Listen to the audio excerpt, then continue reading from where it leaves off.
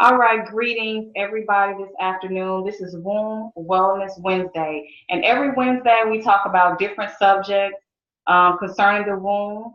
And today we are going to talk about child sexual abuse. So, this subject is not my favorite subject, but it is a Mm. subject that we must talk about. This is actually a problem. This is a real big problem that is around that we, especially in the Black culture, are facing, and we just want to sweep it under the rug. So today, the rug is being pulled, and we're gonna talk about it deeper in detail. Now, childbirth is my specialty. I'm Abena Adu, craftswoman. I'm a doula, an author, a womb yoga instructor, yoni steam practitioner, candle maker instructor, licensed nail technician. Of I'm a lot of things, but mostly I'm a womb wellness consultant, and I serve women before, during, and after pregnancy. I have the Pregnancy and Womb Wellness Center. I have a physical location. So if you are also a doula, you can, there's space for you to use also. So just want to get that out. You can go to my website, craftswoman.com, and go to the contact and fill in your email address so that you can be on the email address to find out more about events and different specials and stuff that I have. Okay, so today we are going to talk about child molestation, and I am a survivor of such very sacred abuse. Um, it was a family friend, a friend of the family that was supposed to have been like an uncle, who did violate my sexual space. And when these things would happen, um, the women who were responsible for raising me would actually be in the other room, and I would be screaming and saying, "Stop, no," to actually make them come in there and see what was going on so that he can be caught in the act, because I did not know how to communicate what was being done to me, and I didn't even understand it. So, after it happened, it also happened to another relative of mine. That relative did tell the adults. Nothing was done. We still had to be around this person. And me, I was raised up in a very religious Christian home. What happens in this house, stay in the house type of thing, forgive and forget. So I took a religious route of praying every day, Lord, let me forget that this happened. Let me forget, let me forget, let me forget. And I never told anybody but the person, the other family member that it happened to, who actually did speak out. Um, so when I graduated from high school, this happened in Dallas, Texas. When I graduated from high school, I went to college and beauty school, but I left at 19 and moved to Atlanta. Didn't really know anybody. Moved to Atlanta and made a life for myself and lived there, doing fine. And circumstances happened where I had to move back home to Dallas, and the triggers of the incident that happened to me start to just come up everywhere. It was to the point where I didn't want to go to certain places in the city because I didn't want to run into this person. So one day I was on Facebook just to skip like all the details, and the details are in my book, The Dark Womb Redemption. So you can buy that on Amazon, on my website, craftswoman.com, The Dark Womb Since Redemption. you break it up. Okay.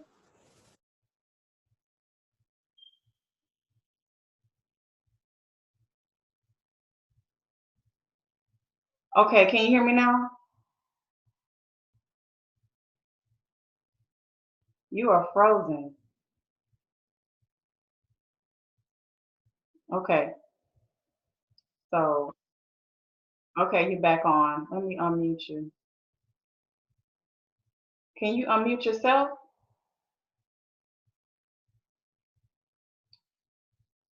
Okay, so yeah, they can hear me over here on Instagram. I was just trying to see if it's if I don't even know if I can be heard on. Can you hear? Can you unmute yourself? I don't know. You It's the my connection is really terrible. I'm going in and out, which I don't know if you. I don't think I've heard what you said, but it's been going in and out. So I got logged off a couple of times, but I'm not sure. Should I log on to YouTube and see? it's not on YouTube. This is on. This is not on YouTube. This is on the Zoom link. Oh, okay. All right then. Yeah, if you Okay. go to your, you can call it, Instagram. Okay. but I can hear you fine, just as long as you can hear me too. Okay, so to make a Okay. long story short, like I said, I have the details in my book, so you can really find out, how I came to be where I am now. Because at first, I would never even talk about this. I just felt dirty, guilty, ashamed, just embarrassed. Um, and it definitely was not consensual touches. Definitely not at all. It's none of that. Um, and I was a child. I don't even think I had my period at this time. So um, so I get to the point where I chose to, publicly tell my story, a portion of my story, on Facebook, and the video got to where it needed to go. So the child molester saw it, and his family and everything saw it, right? So I was really like distraught at actually their reaction when I was trying to actually confront him, because I had went to a group sexual abuse counseling session, and the person who was leading the group said that the ultimate healing is when you can confront your abuser face to face. So that is what I wanted to do, but of course he did not want to do that. But I want to talk about the remarks that some of the women made. The strangers, it really don't bother me because they don't know me.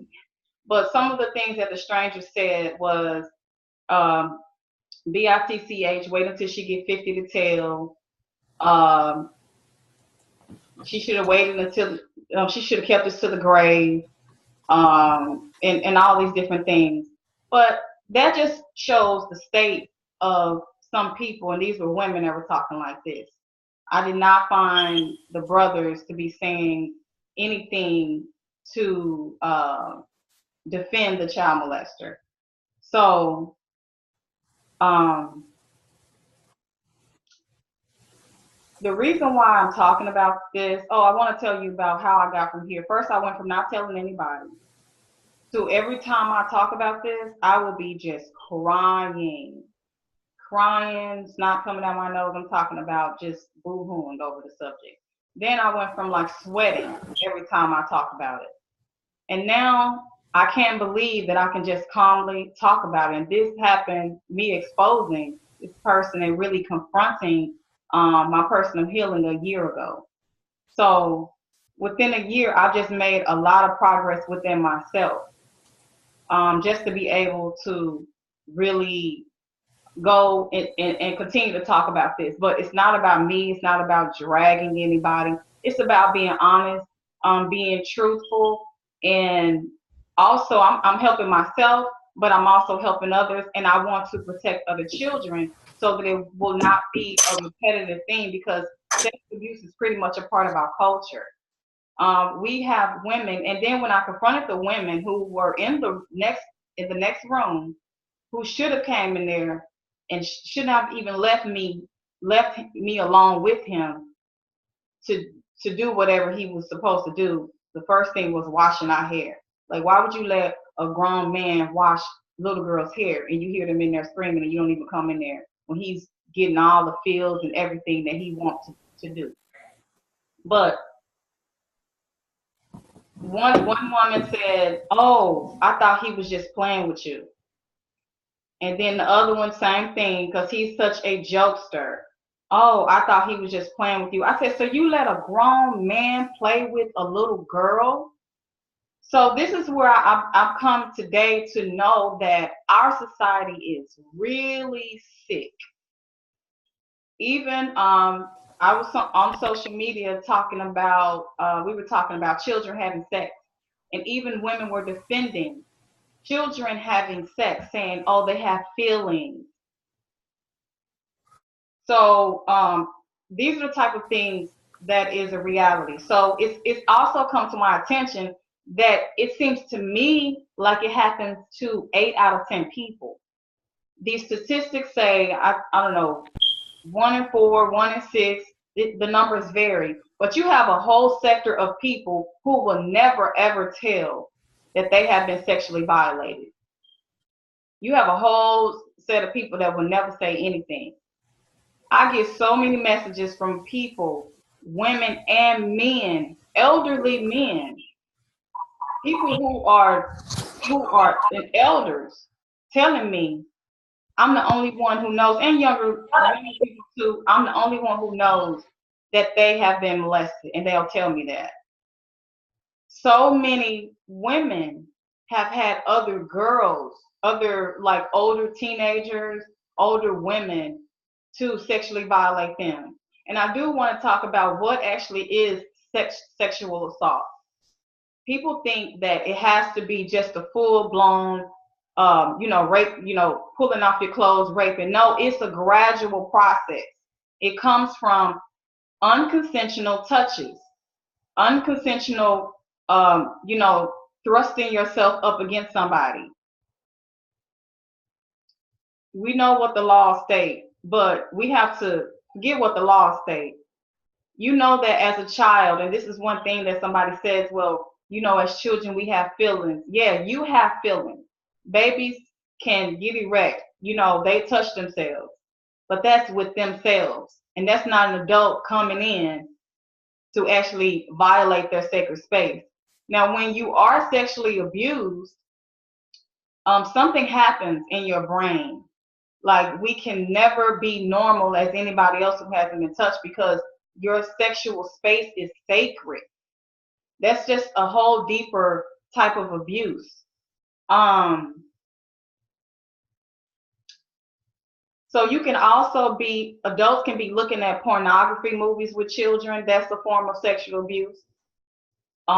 They could be nude, as in, in a sexual way, maybe masturbating in front of a child. All of these different things is sexual assault. It's sexual abuse. So I know I'm gonna let you speak and introduce yourself. I just wanted to go ahead and get this out that we have too many. If it's about, if I believe, just in from what I have been hearing, I believe about 8 out of 10 people, it just seems like, have been molested. So if all of these children are being molested, where are the adults that's doing this?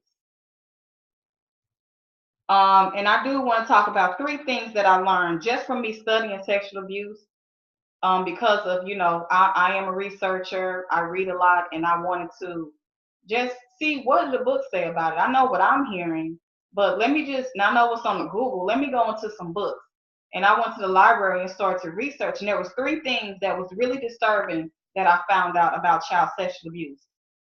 Number 1, most abuse happens under the age of 3. And that was so sick to me. That was very disturbing. All of this stuff is disturbing, but I just didn't believe that people mess with babies. I was just so naive, and we are naive to child sexual abuse. We just don't think that people are just that sick. So when someone says I've never been molested, you don't know. Does anybody remember? Does anybody remember when they were 1 or 2? So you never know what people are doing to your babies because they can't talk, and we don't have that memory most times to remember when we're 2 and 3. The second thing is African children, Black children are more preferred globally. They are more preferred. Black children are more preferred. We're seeing Black children are seen as like exotic. So that's just to let you know, black parents. And the third thing is that women are not seen as predators. I have met several men who said that they lost their virginity to their babysitter. That older child took advantage of you. And I also talk about child sexual predators in my book. And that's all I'm going to talk about right now. Later on, I'm going to talk about how you can tell when your child has been sexually abused and actually what should be done. So, Sister Shonda, could you go ahead and just, speak whatever you want to say? Yes, yes. Greetings. Yes, I do. Thank you, sis, so much. And I want to say that it takes a lot of courage to come forward with the experiences that we've had in our lives, especially abuse that we did not invite into our lives. But yet many people try to make it seem as if the victim was the one who invited all of this madness into their life. Um, I'm glad you said that you're going to talk next time about some of the things that, some clues, basically, is kind of how I looked at it, like clues. Like one of the things the lady said, oh, I thought he was playing with you. Really? Okay, so if he is playing, then this is a clue that an older person, an older male or female that is playing with the children, it should bring attention. How are they playing with them, and why are they playing with the children? So um, we've all had an experience. To me, this is a ginormous issue because and when it happens, it has an uh, it's almost like a stamp, like a seal that goes into the essence of your entire being that you have to live with every single day of your life. You have to put it in a category that you could deal with it, but you never forget. So this is really a problem. Now, there is another part of the abuse that I want to add in there, which is what I experienced, and that is statutory rape. And that's someone older that is taking advantage of a younger girl. In my case, I was a young adolescent at the age of 12, and then I turned 13.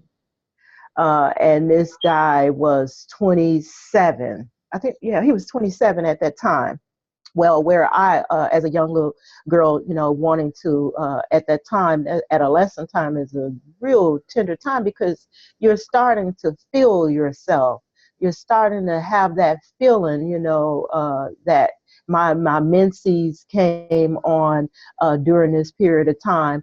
But it was very psychologically damaging. And it took me a long time to really get past that. What it did was it threw me into a rage of just wanting to try men out. That's the best way I could say it. I wanted to try them out because I knew that there had to be a better feeling than the feeling that I had felt with dealing with someone that was much older, didn't have no love for me, that took advantage of the fact that I was at a point in my life where I should have been discovering more about my human anatomy. And instead, here I am expressing my human anatomy through pain. It was pain and torture and force. And when I look at it now, I can see why it's called statutory rape, because I was clueless of what was really happening and how it was being carried out. Being carried out to the point where, this man was sneaking through my window at night, come my bedroom. And I knew it started to disturb. Oh, wait. Oh, mm. It's still tender. You never forget it. It's still a tender point. And when you talk about it, you can go back and you could feel the experience. And I was going to say that I knew that there was a major, major problem. One day at my house, my grandmother's house, it was our family house. And I knew that it was a problem when our house was full, so I had to give up my bed that night for some family guests. We had a rollaway couch, a rollaway bed. I'm sure you probably remember seeing that, or some of you who are listening probably experienced a rollaway couch before, or rollaway bed. Well, anyway, so I'm out on the rollaway bed because our guests are in my room. This man, I don't know how they was sleeping, but how he pulled this off. He got through the window, came in the house, and found me in the house where I was, which was other people around me, and got me up. We ended up being somewhere in my house in hallway, I think. Yeah, in the hallway, if I can remember. Yeah, in the hallway. But everybody was there. Everybody was still at the house, but because of the ritual of what had been going on, I felt that I had no control over the situation. And in actuality, I didn't, because I didn't realize that I was the one who was could have helped my situation to a degree. But statutory rape is happening right now all over, just as is it needs to be put under the sexual abuse category. It was not until I later on became more into a consciousness of myself that I was able to go into a dream and see this man and confront him in a dream and just let him know what he had done. And it was really a real strange dream, because it was almost like I was in some waiting zone. There was people going one way and people coming back another way, and I was going one way, which seemed like it was a dark area that I was going down, and people on the other side was traveling down a light area that looked as if they were returning back to this path. And I saw him and recognized him, and I expressed to him the mental damage that he had done to me, and that since on his way back, he needed to know that he should not take advantage of young girls. And what he said to me in this dream, which was so, I mean, was so just flipped me out when I wakened up. But I remember this. He said, I was just doing what everybody else around me was doing. Wow. I was like, wow. I started looking around and seeing what was happening in my neighborhood and realized that it's exactly what he was doing. They all thought they was pimps and players and hustlers, and they were abusing young girls all the time. So he was right. And he didn't think anything of it. He didn't think that he was doing anything bad. He didn't think that he was just causing me mental chaos that lasted for 15 years of my life, that I had to discover a whole new way of operating with myself and with men. And so it's really something. But I think that as people who have been abused, that you have to develop a strategy for yourself to function. You have to put it in the category of understanding that it wasn't you. You were in it, but you didn't, it wasn't you who brought it to you. Although I have heard some people say some stuff. I've heard even some so-called conscious people say that, oh, it was you. It was you. It may not have been you this life, but it was you in another life. And it was something about you that attracted that. Well, it's really hard to really get a full grasp of that. I can comprehend it, but it's hard for me to go back into my mind and say that I invited this man into the field of growth, my field of trying to discover who I was at that time, not even really having an understanding of what I was going through. So it is really very difficult. So you do have to develop a strategy. What does that strategy look like? Well, for number one is that we're here right now. What are we going to do? Are we going to tune in to other sisters like us who are sharing our story? Because if it's 8 out of 10, and it is, I was telling my brother yesterday that we were going to talk about this subject, and he was saying good, because it's tremendous. almost all the sisters that he have contact with in his life have been abused. And this is terrible, because that means that we as females who are the creators, who bring the new children into birth, we already got issues bringing in children. And these are issues that we have to deal with. So developing a strategy is very important. Now, how does that look? Well, it depends on how you want to handle this. You know, uh, I don't like to handle it the way traditional people say handle it. I think that we have to do a lot of healing for ourselves. We have to understand our worth, regardless of what someone else has done to us in our lives. We have to understand that we are the only one of our kind. Nobody has our voice print. Nobody has our fingerprint, your eye print, your hair print, nothing that they have of you. So if we understand that we are valuable because we are in this existence, and that our experience is what's going to add to us in this existence, and that our experience is what will allow us to shape the future, even if we don't even know it. Like you and I right now, sister, we are on this line, and there are not a lot of people tuned into us. But what I think we can realize is that we are like the pebble in the water. We just throwing in that pebble, and this current is going to go and go and go, and that it will land on the necessary ears of the people that need to hear it when they need to hear it. So our work today is valuable, not just for today, but valuable for the eons of time that is coming. Because abuse, if I go back and look at the history of abuse, it's thousands of years of abuse. So behind us is going to be thousands of years of abuse.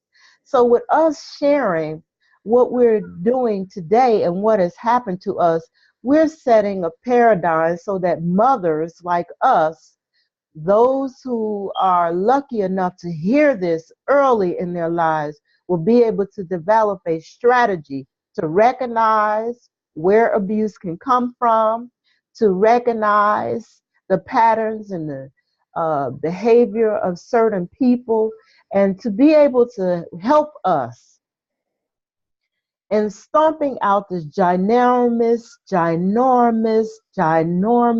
problem that we are dealing with because of the weaknesses of all of us. It's particularly people who do sexual abuse normally have been sexually abused in some way, shape, form, or fashion.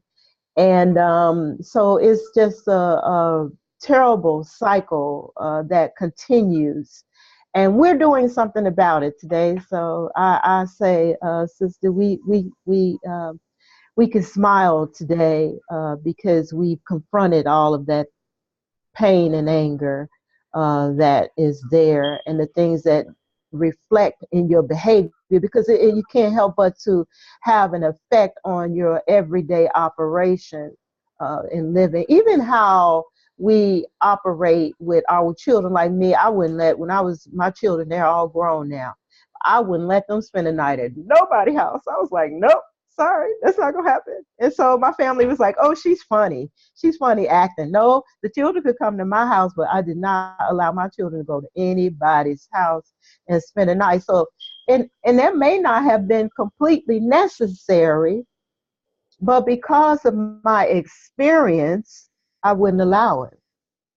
They didn't have those sleepovers that some children were able to enjoy. I had sleepovers at my family's house, but I wouldn't let my children do it. No, I was just too afraid to do that. I had too much, still had too many issues that were unresolved in me, and I knew that these type of people existed, and I was looking for them, and I had already made it up in my mind as soon as I found out that I was pregnant, that I was going to kill, and I wasn't going to have no other questions behind it. So I'm grateful that I didn't have to kill nobody, but I was sure in the hell prepared to do so.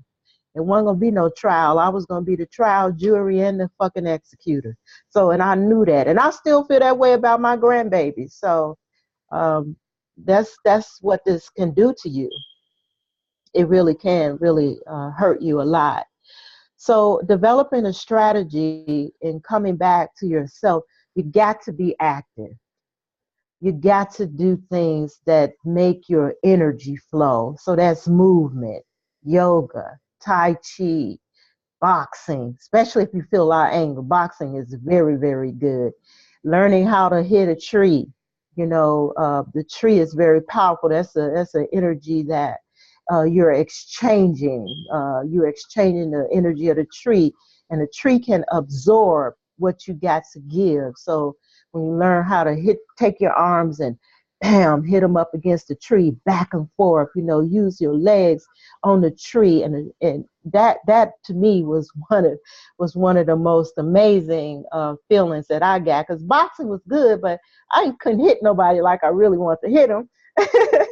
But the tree gave me an exchange. So learning how to release yourself in the essence of nature is very critical. And the tree can take what we have to give it. You might not be able to um, give it all to the tree because the tree is so strong and powerful. So, and talk to the tree, climb a tree, hug a tree. This is just, it might sound silly, but nature is here for us to help us heal. So get in a tree and, just whistle, get in a tree and clap your hands and feel the energy of the tree. You know, that could be a strategy. And whew, I knew this was going to be something. It was something last week. So to be able to come back and really confront this head on head, that I survived the sexual abuse from a grown predator, grown enough to know better, but because of what he had been taught, he he didn't do better. Now some say you could forgive him. I never had a need to forgive him. I just had the need for me to have understanding. And he gave me understanding when he told me that he was doing what everybody around him was doing. And but that's birds of a feather flock together. So another clue: who do they hang around with? What kind of people do they keep? Because the type of people that you keep gonna tell a lot of stories. And as a keeper, a lot of our female sisterins have failed us as keepers. They've been poor keepers. Somebody tell you, I thought you was playing. You a poor ass keeper. You should have been coming in there and seeing. I don't care if you thought it was playing or not. He a grown man. That's a problem. And See, repeatedly. yeah, see, no, that's the keepers have failed. And see, I really think that we haven't gotten the dynamic of child rearing down, because really to do a really good job to our children, we really, for every one child, we really need to have 3 adults helping us maintain this one child, because one adult get worn out and you get tired, you get frustrated, and you may not experience what will happen to you now, but anything is like a rock. A rock is up under that water, and that water, that drip, keep dripping, dripping, dripping. Eventually the rock is going to break. And so it's like with us too. So we need to have at least 3 adults to 1 children. And that's hard to get because people are so into their own lives, and we want so much. We just want stuff. We just got high desires for shit that we don't even need, and experiences that are unnecessary. So we skip what we need and we start getting into what we want, which is those desires. And them desires that we want can take us into low vibratory experiences. How you gonna get it? Oh, you want to feel an orgasm, so you rape a little child or you play with a little child, or you are looking at porn in front of a child, or you are just crazy stuff. You're doing all of this in front of a child because you got the desire to feel something.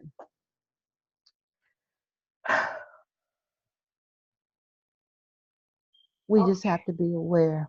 Yeah, we have We to. have to be aware. And it's one thing that an elder told me that uh. It's one thing that an elder told me is that anywhere that you see children, sexual abuse predators in the midst. They love children. So Yes. daycares, churches, don't let me. I'm gonna be nice about the. No, I don't even know. I'll get into that when we get into the forgiveness part, the religious part. But okay. So how to tell? We're being proactive here, and we're stopping it right now by people that's listening to this and who will listen to it later. Let your children listen. Even if they don't sit down and just pay attention, let them just listen. And you don't have to force them, because you'll be surprised of what they will tell you. If it didn't happen to the child, it maybe happened to a neighbor or another relative, because children tell other children. Children keep secrets amongst themselves. So how to tell if your child has been abused? Number one is just ask in a non-threatening way. So it could be something like, has anybody ever kissed you? Um, like, how'd hug you, touched your bottom, touched your private part? That could just be asked generally, because Mhm. I was raised that you respect all of those. So it's like whatever they say goes, and that's another brainwashing mechanism It that is. Yes. actually make you deny yourself as a human. Deny the child, denies their feelings, because that's an adult. I have to respect my elders, and whatever they tell me to do, I have to do it. So I just say ask in a non-threatening way. Even if they say no, like at that time, they may say it may come again later, and talk to you. So communication is number one. I never had, and then while this was all happening, my dad was not in my life, and my mom never told my dad. My dad just found out about this recently, and had he Mm. known, I Would have pretty been well, another story. yeah, he would not be alive today. I'm pretty sure. Hmm. Um, so Um, so you just ask in a non-threatening way, different questions. You don't have to say, has anybody inserted their penis in your vagina or whatever. You can just ask like about kissing and touching and different stuff like that. You can also examine the body parts, look for swelling, Hmm. tearing, bleeding, stuff like that. Examining the rectum. I'm telling you, we just can't trust nobody. Examining the rectum, the vagina. Um, Really well. These are small children, of course. After they become teenagers, that's a different story. Also, you can ask, but I'm talking about talking to children, because after they become a teenager, they should be able to actually, well, I mean, that's probably not the case. This is, you can kind of vary it with the older children, because just because you're a teenager, you're not an adult. You're still a child. Even when you turn 20, you still a child. For real. Yeah, so you can ask, how do you feel around so and so? Hmm. How do you feel around Hmm. Uncle George? You feel Right. okay about going over there? But when you say it, don't be like, now you better let me know if somebody ever do. You don't have to be like that. Just kind of make it to where it's comfortable, and it's just, you're cool about it. How you feel Right. about going over grandmama's house? Yes, like women are not seen as predators, but they are. How you feel about Uncle Hmm. so and so or your teacher or whatever? Just different. Does anybody make you feel uncomfortable when they hug you or they touch you? And another thing, no laps.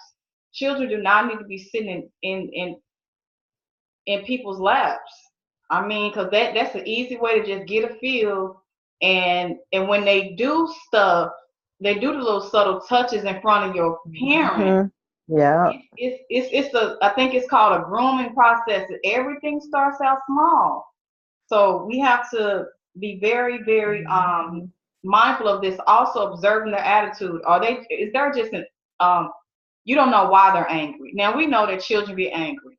If you say why you angry, because you won't let me do the, okay, that lets me know I know why you're angry. But if it's a lot of misbehavior at school and with other children, a lot of anger, a lot of sadness, you need to check into that and look into that because we should be, those are normal emotions, but they shouldn't be like a constant thing. When children are depressed, it's something that's going on. Um, so those are the ways that you can find out. You know, And I will let me add real quick before you go forward is also if they are saying no, I don't want to go over there. No, no, that resistance. Oh, I hate going over there. You start hearing all that resistance about going to a certain person's house. Pay attention to that. Something is not right in that visit. So that's just something to pay attention to. Go right ahead, sis. and don't force the hugs too, because that was something you better go Oh over there and yes, hug your the aunt. hug. You know, Mm-hmm. what you're doing is Yes.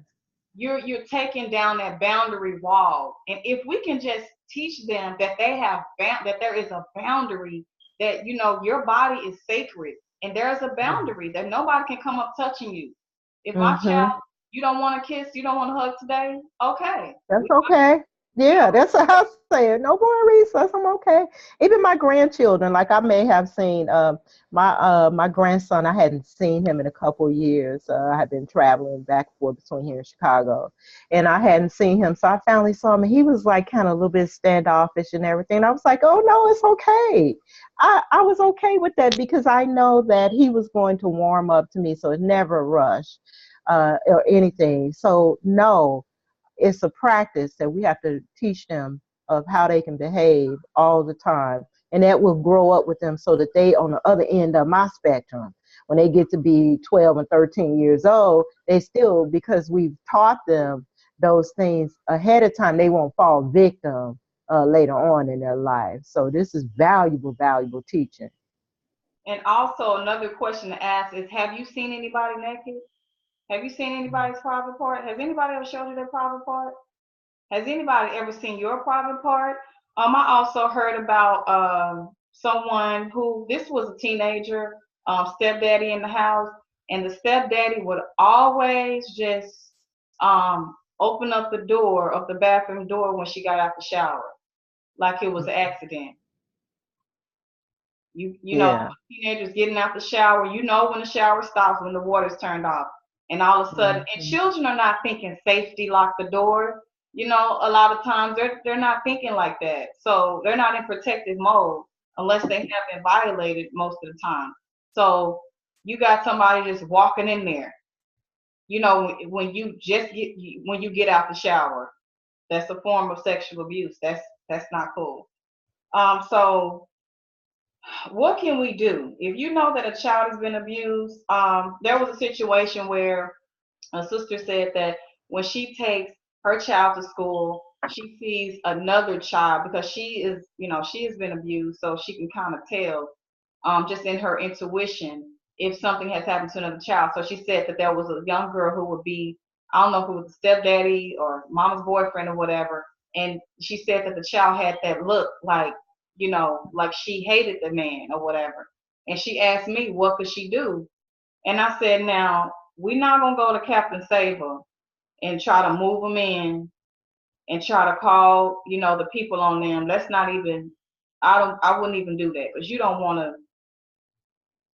don't even do. I mean, if that's what somebody feels is best for them, do it. But by all means, do not be quiet. I said that, if there any way that you can find out who the female guardian is, and can you tell them what you feel, and then just let it go. Once you have put it out there and you have said, look, I think it's something, is going on. But you got all these prophetic people in the church. Actually, There was a minister who did come up to me and say something in church. I felt like he shouldn't have been saying nothing. He supposedly had a dream about somebody violating me. That was crazy. But um, yeah, these women, you shouldn't just turn away. I feel like if the man felt this way, he should have told his wife, and his wife should have came to me or went to my mother. If you felt Hmm. like something was going on with me, and you see it in the spirit. So okay, so after it's done, if you see that, okay, yes, this happened to me. The first thing we need to do is, I feel like you should get professional help at some point. Uh, it may not be something that you do continuously forever, every week, but therapy helped me to made it kind of make it make sense to me in some type of way. I don't know, made it Hmm. better for me to deal with it. I Hmm. mean, no, Placement. Placement. It help you develop a strategy, where to put this and how to deal with it, because you still got to deal with life every day. So that's the stresses. Before you go, don't lose your point. The females, the keepers, they have been abused too, yeah, because for them to allow something to happen like that, that means that's a part of the abuse. It's almost like they the lookout men or the lookout females. They looking out for this predator, and they asses need to be called out on the carpet too, because they are allowing this participation. And a lot of big mamas have held up the predators in the family. A lot of big mamas have, lots of them. You get old enough, you know what a predator look like. That's why the sister says she could see. I could look at a man and a female, and you can see how quickly they interact with a child. You've seen it so many times over and over again. So a big mama know, she know which one of them children in the family, male or female, is half crazy and about to mess up the whole family, and it's up to her to have enough gall inside of her to do what's necessary. Now, what's necessary for me and what's necessary for another female is different, because I already told you I ain't playing with no damn body, period.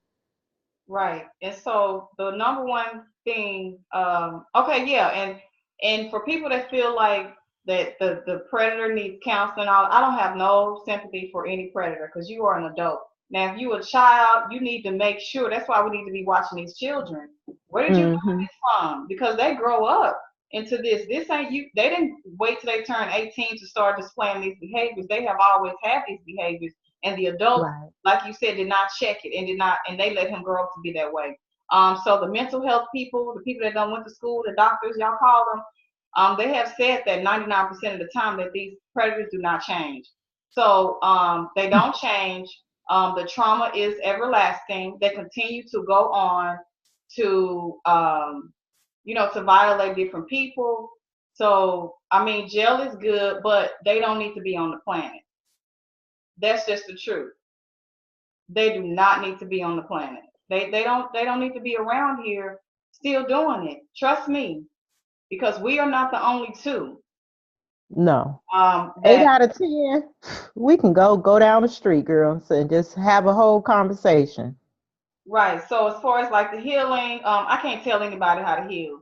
You gotta, or even if there is a healing, I said I didn't like the words healing and forgiveness. But as far as when it comes to forgiveness, it's about releasing the hurt and the shame within yourself. Releasing it to where, like I'm talking about it, and it's not making me go stop and go get some tissue and all that stuff. I'm just at a whole better place because I have cried. I have told people, and that's what I say. You have to tell somebody that matters.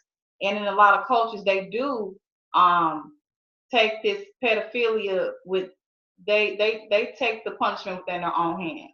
But we, as Black people, unfortunately, in our culture, we are condoning this behavior and we are protecting those pedophiles.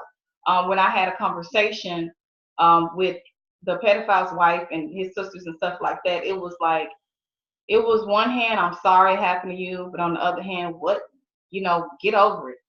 Um, what do you want? We need to forgive. And one of them even asked me, what is my relationship like with Christ? And this whole, why you didn't tell me? I was, other adults knew, other adults knew.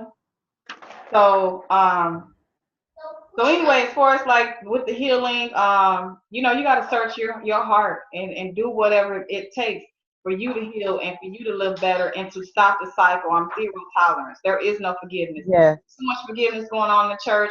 I saw a grandmother say that her child was a child molester. And all of a sudden, this man said he's called to preach. He's a minister in the pulpit, like preaching, Mm-hmm. laying hands on people. So this forgiveness Whew. thing is tolerating pedophilia. It's to the point where it's so much child molestation in the church. I'm starting to believe that it's a requirement to become a minister. That is just what Well, uh-huh. I mean, well, they're trying to make it lawful, so you know, this is let you know that it's a serious industry.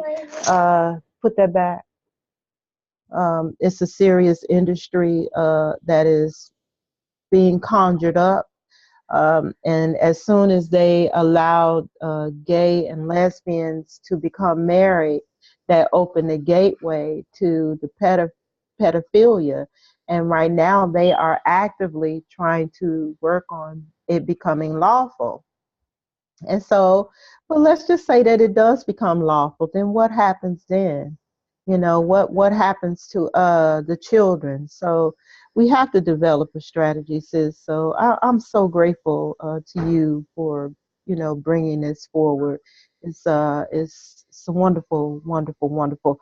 Uh, it it shows how we can continue to progress in spite of the difficulties that come into our lives. So, and I don't want to, you know, I'm not trying to like, you know, brush it over and but it really does. It take a whole lot of courage. And those people who have gone through this realize that they take a lot of courage because it is the shame, the ridicule. What did I do? Who am I? What am I doing? You know, I'm not, my self-worth is not there. So, and I didn't think about that word healing, the way you said it.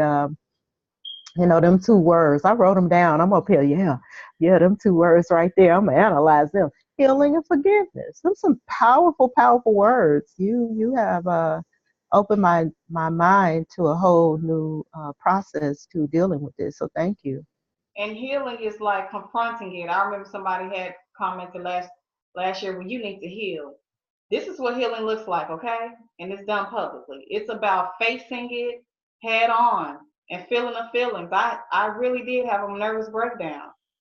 I just couldn't do nothing but just lay in the bed and cry Mm-hmm. because I was so hurt by the things that um, the reactions from the ladies that were responsible.